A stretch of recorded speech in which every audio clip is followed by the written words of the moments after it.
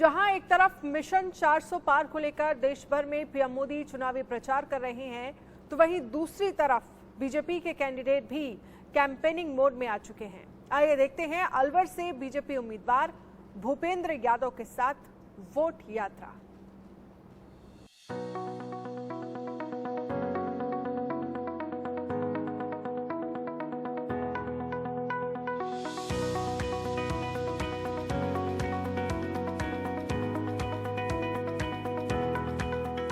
दो 2024 के लोकसभा चुनाव में बीजेपी मिशन 400 का लक्ष्य लेकर चल रही है, जिसके मद्देनजर बीजेपी के स्टार प्रचारक चुनावी मैदान में उतर चुके हैं। खुद पीएम मोदी ने प्रचार की कमान संभाल रखी है, तो वहीं दूसरी तरफ बीजेपी के उम्मीदवार भी अपने अपने इलाकों में वोट यात्रा पर निकल चुके हैं। ऐसे में आज इंडिया न्यूज की टीम अलवर पहुंची, जहां से बीजेपी उम्मीदवार भूपेंद्र यादव चुनावी ताल ठोक रहे हैं। यहाँ आकर हमने जानने की कोशिश की कि अलवर की जनता के क्या हैं मुद्दे। पर्दे के पीछे के चेहरों को रण में उतारने का भारतीय जनता पार्टी का ये डिसीजन।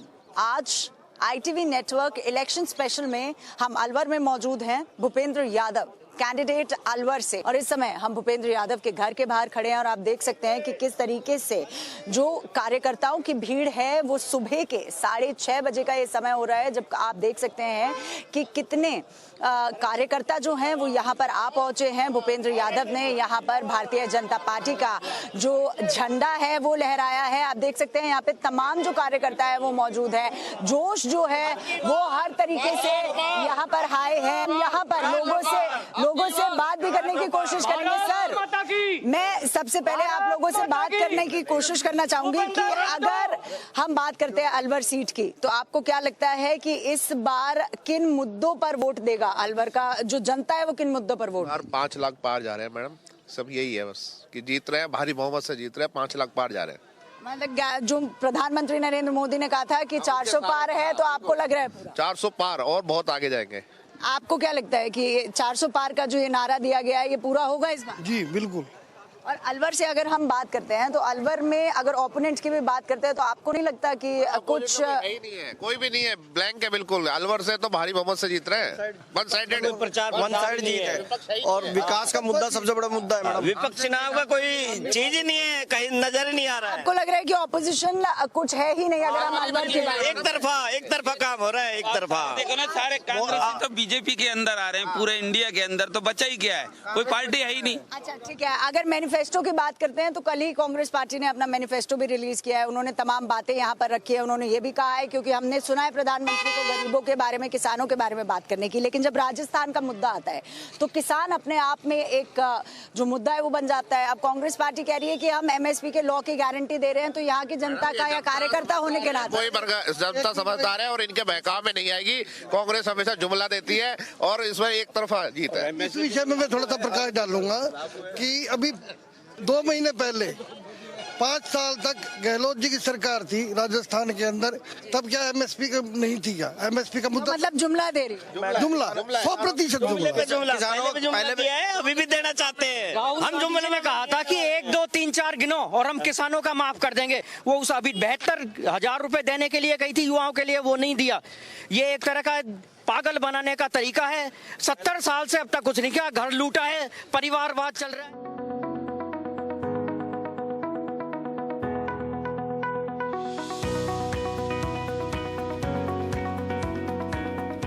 देश में आधी आबादी के भी कई मुद्दे हैं। महिला वोटर्स का रोल किसी भी कैंडिडेट के लिए बेहद अहम होता है। महिलाओं का क्या कहना है, उनके क्या मुद्दे हैं, सुनिए खुद महिलाओं की जुबानी। कुछ महिलाएं भी मौजूद हैं, हम महिलाओं से भी बात करने की कोशिश करते हैं। मैम, अगर हम बात करते हैं जनता के मूड की, तो कैसा लग रहा है? क्योंकि सुबह सुबह मैं कार्यकर्ताओं का मूड तो देख पा रही हूँ। कार्यकर्ताओं के मूड से तो ये 100% लग रहा है कि 400 पार का नारा आप इस बार पहुंचा के रहे। बिल्कुल, जनता का मूड बिल्कुल साफ है और अब की बार 400 पार भारतीय जनता पार्टी आ रही है। यहाँ पर जब राजस्थान में कांग्रेस की सरकार थी, महिलाओं पे इतने दुष्कर्म हुए, युवाओं के साथ खिलवाड़ हुआ, 17 बार पेपर लीक हुआ, और आप ये देखिए जिस तरह 10 सालों सालों से आदरणीय नरेंद्र मोदी जी ने जो देश का स्वरूप बदल दिया है, उसको देखते हुए सब लोगों ने मानस बना लिया है। क्योंकि ये जो चुनाव है वो केवल सड़क लाइट और सफाई का चुनाव नहीं है, ये देश की अस्मिता का, देश की सुरक्षा का। क्योंकि आपने पेपर लीक का मुद्दा उठाया, ठीक है, तो ये स्थानीय मुद्दे हो जाते हैं। पानी का मुद्दा हो गया, क्योंकि अलवर की अगर हम बात करते हैं तो ये कहना भी गलत नहीं होगा कि पानी का मुद्दा जो होता है वो मुख्य एक जो रीजन है यहाँ पे कमियों का, उनमें से एक आता है। हालांकि सर से मैं अभी बात कर रही थी, सर ने भी यही कहा कि जो प्रधानमंत्री के नेतृत्व में जो जल वाला अभियान चल रहा है उससे बहुत फायदा मिलेगा, लेकिन किन मूल मुद्दों पर आपको लग रहा है, क्योंकि आप कार्यकर्ता भी हैं, किन मूल मुद्दों पर इस बार अलवर की जनता वोट करेगी और भूपेंद्र यादव को जिता के लेके आएगी? देखिए जी, हम आम लोगों में जाते हैं, महिलाओं में जाते हैं, हम ढाणी ढाणी गांव जाते हैं, लोग एक ही बात कह रहे हैं, हमें कुछ नहीं चाहिए, ना सड़क चाहिए, ना सफाई चाहिए, हमें तो हमारे देश की अस्मिता चाहिए, उसकी सुरक्षा चाहिए, और उसके लिए है आदरणीय मोदी जी को लेके आएंगे और यहाँ लोकसभा प्रत्याशी भूपेंद्र यादव जी को लेके आएंगे। सरल और सहज छवि के वो व्यक्तित्व है और ऐसे आदमी को लाना हमारा परम धर्म है। और इसी को देखते हुए यहाँ आप देख रहे हैं कार्यकर्ताओं में कितना उल्लास और उत्साह है, और इसी को लेके हम बरकरार रखेंगे, आगे बढ़ेंगे और अब की बार 400 पार। मैम, क्योंकि आप लोग महिलाएं भी हैं, मैं यहाँ पे ऑपोजिशन का भी पूछना चाहूंगी कि क्या आपको लग रहा है कि ऑपोजिशन की कोई फाइट यहाँ पर नजर आ रही है? क्योंकि अभी तो हम लोगों ने यहाँ पे कोई नहीं, यहाँ राष्ट्र का मुद्दा चल रहा है, मोदी जी के चल रहा है, सिर्फ एक मोदी नजर आ रहा है। मोदी अपने देश के लिए इतना काम कर रहा है जो कोई ना आज तक किसी ने किया, ना कोई कर सकता है। इसीलिए महिला भूपेंद्र, दिल्ली में नरेंद्र, अलवर में भूपेंद्र। अच्छा, महिला होने के नाते आपको क्या लगता है कि अगर भारतीय जनता पार्टी या भूपेंद्र यादव यहाँ से जीत के आते हैं तो महिलाओं के लिए क्या क्या कुछ काम होने चाहिए?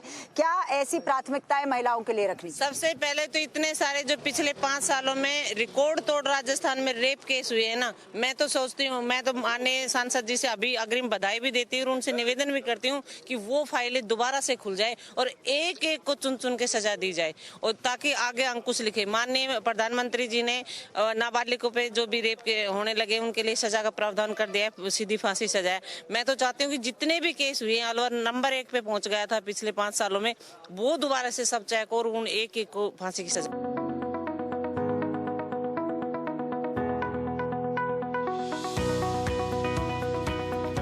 कांग्रेस का चुनावी घोषणा पत्र जारी हो चुका है।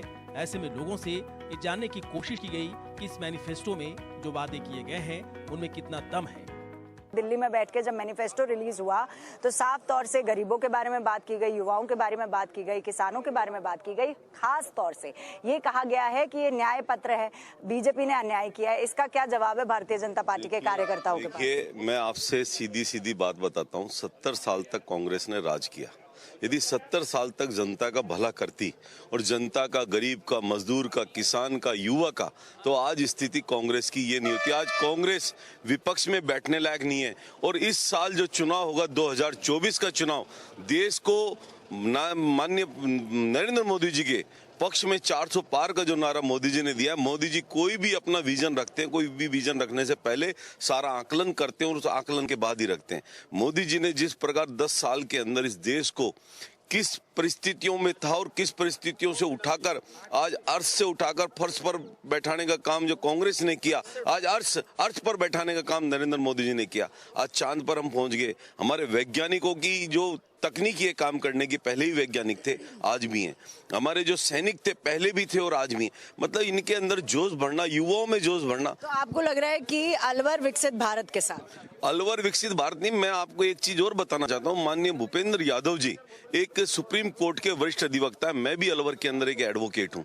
जो एडवोकेट अधिवक्ता होता है वो बहुत अच्छी अपने क्लाइंट की पैरवी करना जानता है। आज अलवर जिले की पैरवी करने के लिए माननीय भूपेंद्र यादव जी से बढ़िया अब तक इतने प्रत्याशी आए, ठीक है, अच्छे थे, परंतु देश आजाद होने के बाद पहली बार एक ऐसा प्रत्याशी आया हमारे बीच के अंदर जिसको पूरे भारत देश के अंदर राष्ट्रीय नेतृत्व ने जब काम दिया उस काम को पूरा किया। आज एमपी के अंदर आप देखिए क्या स्थिति थी। आप मीडिया वाले कहते थे कि यहाँ सरकार बनना बहुत मुश्किल है, नहीं आ रही, सारी एग्जिट पोल दिखाते थे। आज इनके नेतृत्व के अंदर वहां देखिए 163 सीटें हम जीते, बम्पर जीत हुई हमारी, और मोहन यादव जी को सीएम बनाया।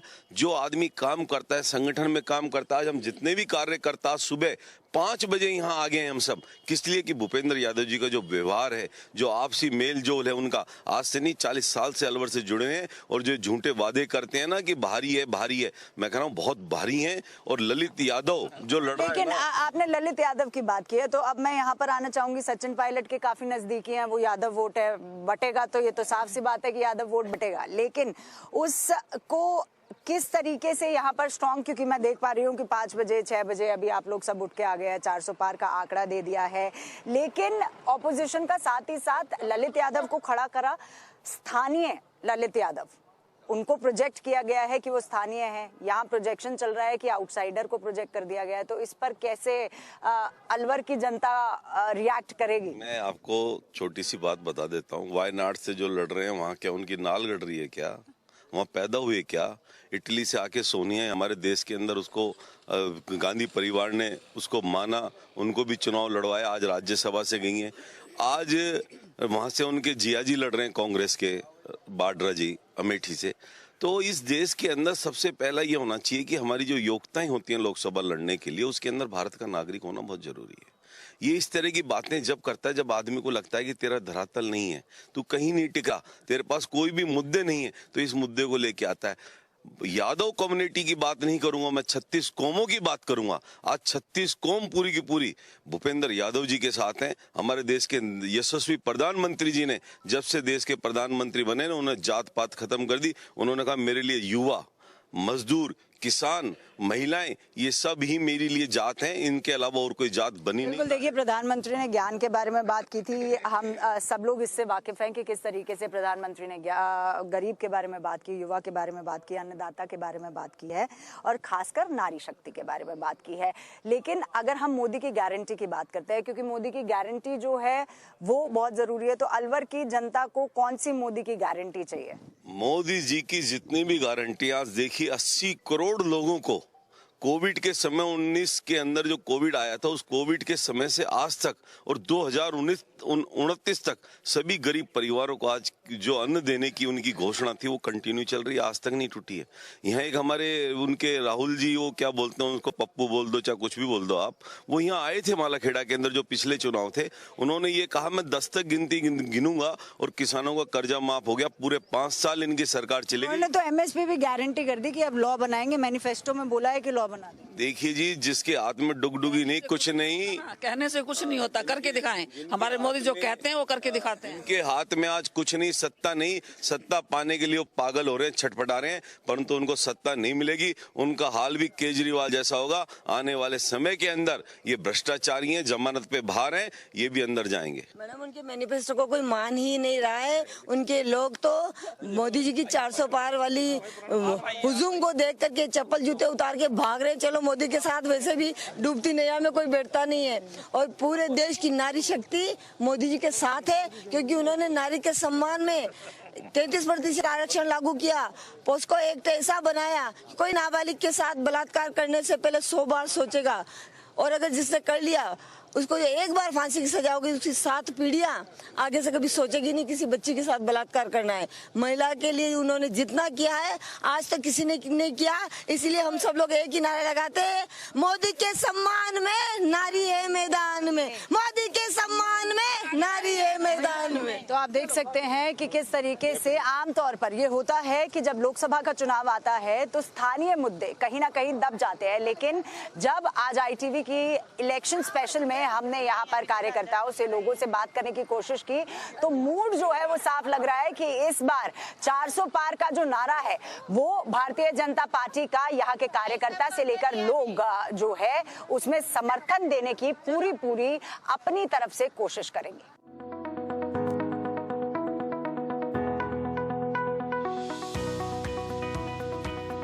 पर्दे के पीछे रणनीति बनाने वाले अब चुनावी मैदान में हैं।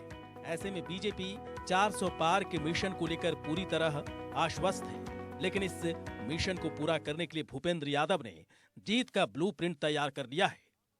देश की सबसे बड़ी पार्टी और उनको जिताने के लिए पर्दे के पीछे रणनीति बनाने वाले वो चेहरे, लेकिन इस बार भारतीय जनता पार्टी ने पर्दे के पीछे उन चेहरों को रण में उतारने का फैसला किया है। आज ITV नेटवर्क की इलेक्शन स्पेशल में हमारे साथ खास गेस्ट जुड़े हैं भूपेंद्र यादव जी।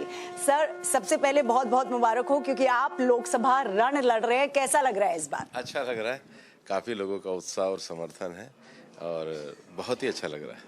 सर, सबसे पहला सवाल, क्योंकि आपने हमेशा पर्दे के पीछे काम किया है, चाहे संगठन को मजबूत करना हो या कोई मसले अटक जाएं, तो ये कहना गलत नहीं होगा कि प्रधानमंत्री मोदी और गृह मंत्री अमित शाह का अगर ये दौर है तो नाम भूपेंद्र यादव का आता है।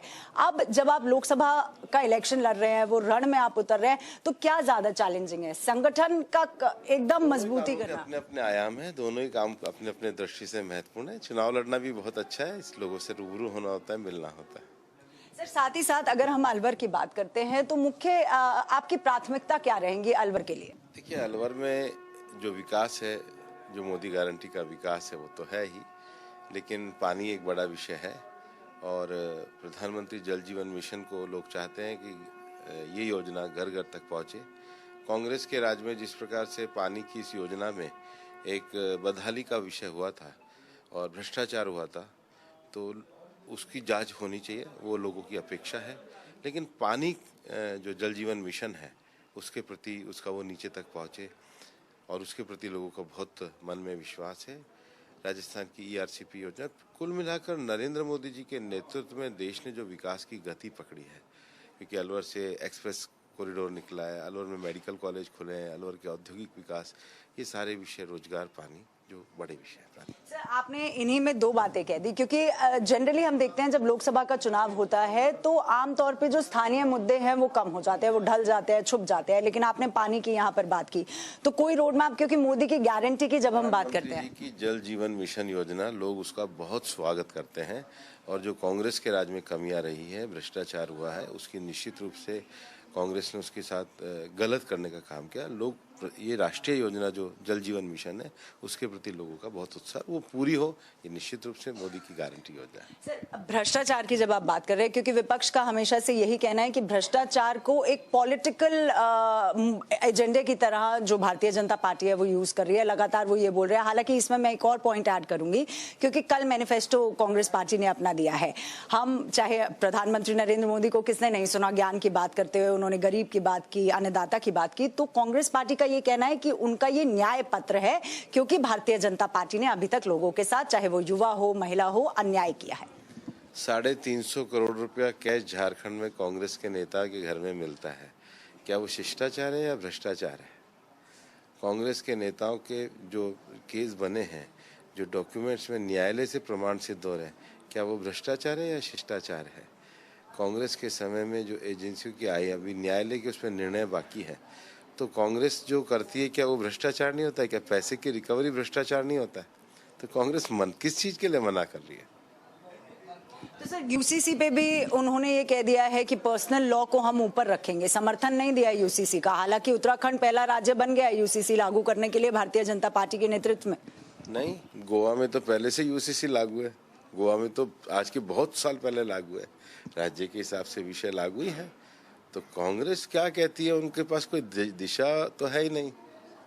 सर, साथ ही साथ मेरा आखिरी सवाल ये रहेगा, क्योंकि अगर हम ओपोनेंट की बात करते हैं तो सचिन पायलट के काफी करीबी यहाँ पर आपके अगेंस्ट में खड़े हुए हैं, तो कहीं ना कहीं क्या आपको लगता है कि यादव वोट बच सकता है? और साथ ही साथ क्योंकि मेवात जुड़ा हुआ है, तो मुस्लिम वोट कैसे मैनेज होंगे? सर देखिए, सबका साथ, सबका विकास, समाज के सभी वर्गों का पूरी तरीके से समर्थन है, किसी किस्म से कोई दिक्कत नहीं है। सर, एक आखिरी सवाल ये रहेगा, क्योंकि आउटसाइडर का मुद्दा बहुत उठा रही है कांग्रेस पार्टी, या कहें विपक्ष की, स्थानीय को नहीं चुना गया है, आउटसाइडर को चुना गया है। ये हरदीप पुरी के टाइम पे मुझे याद है, जब मैं उनको कवर करने गई थी, उन्होंने अरुण जेटली की सीट से कहा था, तब भी एक आउटसाइडर का मुद्दा उठा था। कैसे देख रहे हैं आपके सामने 400 कार्यकर्ता और पूरे दिन आप मेरे साथ दौरे पे रहना, आपको सही पता लग जाएगा। बहुत बहुत शुक्रिया हमसे बात करने के लिए। भूपेंद्र यादव जी का कहना है कि 400 पार, यानी कॉन्फिडेंस है सभी वर्ग जो है। अगर बात करें अलवर की, तो सभी वर्ग भूपेंद्र यादव के साथ यहाँ पर अलवर में साथ खड़े नजर आएंगे।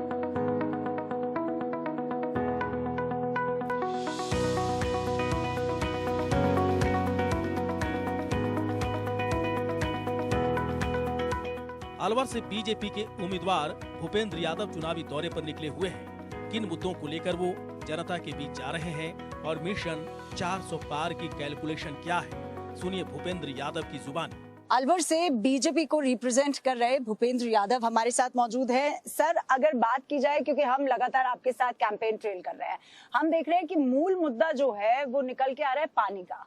अब किस तरीके से और क्या रोड मैप रहेगा, क्योंकि हमने प्रधानमंत्री को भी कई बार सुना है कहते हुए कि राजस्थान में जो पहली सरकारें रही थी उन्होंने सेंटर की स्कीम्स को नहीं पहुंचने दिया है, तो किस तरीके से और क्या रोड मैप रहेगा, क्योंकि पानी की बहुत किल्लत देखने को मिल रही है। देखिए, प्रधानमंत्री नरेंद्र मोदी जी ने सरकार में आने के बाद ही जल मंत्रालय बना।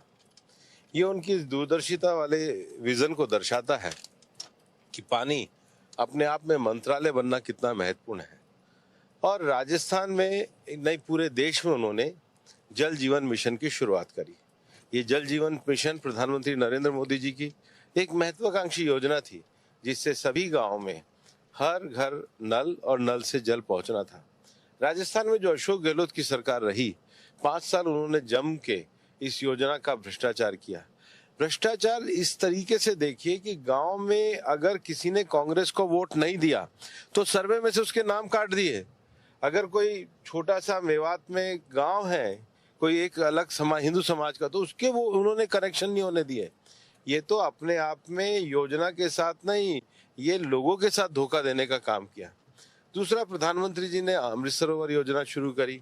और तीसरा, जैसा कि सरकार की योजना है कि विभिन्न प्रदेशों में से बहने वाली नदियों के प्रवाह में इस प्रकार से इंटरलिंकिंग की जाए कि उनमें बहने वाला अतिरिक्त पानी डार्क जोन में ले जाया जाए, जहां पर पानी के जल स्तर को बढ़ाने की जरूरत है। और ये तीनों ही विषय केंद्र सरकार के विषय हैं। ये मोदी की गारंटी है और हमने कहा है कि चूंकि ये मोदी जी की गारंटी है, अभी तक इसलिए पूरी नहीं हो रही थी कि कांग्रेस ने इसमें कुशासन किया, उसको जमीन पर ले जाने का काम हम सांसद बन के पक्का करेंगे। और अलवर क्षेत्र में मैंने लोगों से ये कहा भी है। सर, अच्छा, एक सवाल अगर मेरे मन में आ रहा है कि अगर लोकसभा, क्योंकि आपका भी ये पहला चुनाव है, तो अलवर सीट क्यों, मतलब क्या लगाव है अलवर सीट से आपका, ये अगर आप बताएं कि किस तरीके से अलवर से आपका इतना जुड़ाव है। देखिए, यूं तो पारिवारिक और सामाजिक रूप से ये लंबा परिवार का जुड़ाव है, क्योंकि ये एक जैसा कल्चरल जोन होने के कारण सबके सामाजिक परिवार रिश्ते यहाँ पर है। मैं अपने छात्र जीवन से ही अलवर से जुड़ा हुआ हूँ और सांसद रहने के बाद भी मैंने राज्यसभा में रहते हुए 12 साल सांसद रहते हुए अलवर में 6 गांव गोद लिए, 193 विकास प्रोजेक्ट को यहाँ पे पूरे किए। अलवर की जो इंफ्रास्ट्रक्चर की डिमांड थी उनके विषय सेंट्रल गवर्नमेंट से कराए। एज ए लेबर मिनिस्टर होते हुए अलवर में मेडिकल कॉलेज शुरू हुआ, बहरोड में हॉस्पिटल शुरू हुआ, नीमराना में 150 बेड का अस्पताल जो है वो मंजूर हुआ। और मैं सरिस्का का भी जो आगे बढ़ाने के लिए एलिवेटेड रोड वगैरह थे, उसमें मैं ये अलवर की टीम के साथ लगा रहा। मैं इसके लिए आभार व्यक्त करना चाहूँगा हमारी पार्टी के नेतृत्व को, हमारे राजस्थान के मुख्यमंत्री जी और प्रदेश अध्यक्ष को, और अलवर के सभी भारतीय जनता पार्टी के वरिष्ठ नेताओं को कि जिन्होंने मुझे ये अवसर प्रदान किया है कि मैं अलवर की संसदीय क्षेत्र के रूप में सेवा कर सकूं। सर, विपक्ष की अगर बात करते हैं तो विपक्ष कहीं दिख नहीं रहा है, क्योंकि सुबह से कैंपेन ट्रेल आपके साथ कर रहे हैं, बहुत हल्का विपक्ष सामने नजर आ रहा है। या तो ऐसा हो गया है कि बिल्कुल प्रधानमंत्री नरेंद्र मोदी को इतना पोर्ट्रे कर दिया गया है भारतीय जनता पार्टी की तरफ से कि विपक्ष पहले से ही हार मान चुका है। देखो, जिस कांग्रेस ने राजस्थान के गाँव गाँव में पीने के पानी का पाप किया हो, वो कैसे जनता के सामने आ सकती जब ऐसी गर्मी में हमारी बहनें परेशान हो रही हैं, गांव में किल्लत है। उनके पास नैतिक ताकत ही कहाँ है कि वो लोगों के बीच में आए। हम जो कह रहे हैं, हमने हमेशा कहा है कि मोदी की गारंटी का अर्थ ये है कि जिस भवन का फाउंडेशन नरेंद्र मोदी जी रखते हैं, उस भवन का उद्घाटन भी वही करते हैं। जल जीवन मिशन का अगर संकल्प है तो जल जीवन मिशन के संकल्प को हम पूरा करेंगे। ये नरेंद्र मोदी जी की सरकार है और इसी कारण जनता तीसरी बार मोदी की गारंटी पे वोट दे रही है। सर, इतना क्योंकि आपने तीसरी बार इतना आश्वासन दिखाया कि तीसरी बार भी प्रधानमंत्री नरेंद्र मोदी की सरकार आएगी, तो ये 400 का आंकड़ा, क्योंकि ये शुरुआत से हम लोग भी देख रहे हैं, जब से प्रधानमंत्री ने बोला है कि 400 पार होगा, तो ये 400 के आंकड़े के पीछे की वजह क्या है, इसकी कैलकुलेशन क्या है? क्या ये 2029 का एजेंडा सेट करना है? किस तरीके की कैलकुलेशन है ये 400 पार? पिछले 10 सालों में भारतीय जनता पार्टी की सरकारों ने जिस प्रकार से मोदी जी के नेतृत्व में एक बेटर परफॉर्मेंस दिया, पार्टी का पूरा विस्तार हुआ और पार्टी के गवर्नेंस मॉडल की आज जिसको कहते हैं पैन इंडिया पूरी स्वीकृति होने लगी है। उसके कारण आज तीसरे टर्म में भी हम वापस आ रहे हैं। सर साथ ही साथ क्योंकि आपने अभी बात बोली तीसरे टर्म की, तो 10 साल हो चुके हैं, एंटी इनकम्बेंसी हो जाती है लेकिन दिखाई नहीं दे रही है एंटी इनकम्बेंसी का अभी तक कोई मूल इतनी बड़ी वजह तो होगी। सरकार पे कोई आरोप नहीं, लगातार निरंतर विकास हो रहा है, योजनाओं का सैचुरेशन हो रहा है, जनता के मूल मुद्दों को एड्रेस किया जा रहा है, प्रभावी एग्जीक्यूशन है, विश्व में भारत की प्रतिष्ठा बढ़ रही है, तो निश्चित रूप से तीसरा टर्म आना ही है। ठीक, थैंक यू। तो ये थे भूपेंद्र यादव, जिनका साफ तौर से कहना है कि प्रधानमंत्री नरेंद्र मोदी का तीसरा टर्म जो है वो बिल्कुल आना है। ये आश्वासन जो है वो उन्होंने दिखाया है। अलवर से वो कैंडिडेट है, हालांकि अलवर की जो जनता है वो अगर भूपेंद्र यादव को वोट करती है तो वो वोट सीधा राजधानी दिल्ली यानी प्रधानमंत्री नरेंद्र मोदी को जाता है। अब बड़ा सवाल ये हो जाता है कि किस तरीके से पर्दे के पीछे रहने वाले, यानी अगर संगठन में कोई मसला होता था तो उसको सुलझाने के लिए मोदी या गृह मंत्री अमित शाह के दौर में भूपेंद्र यादव का नाम लिया जाता था। अब भूपेंद्र यादव जब खुद रण में उतर गए हैं तो क्या अलवर की जनता इनको जिताएगी और सीधा प्रधानमंत्री नरेंद्र मोदी को इनका वोट जाएगा?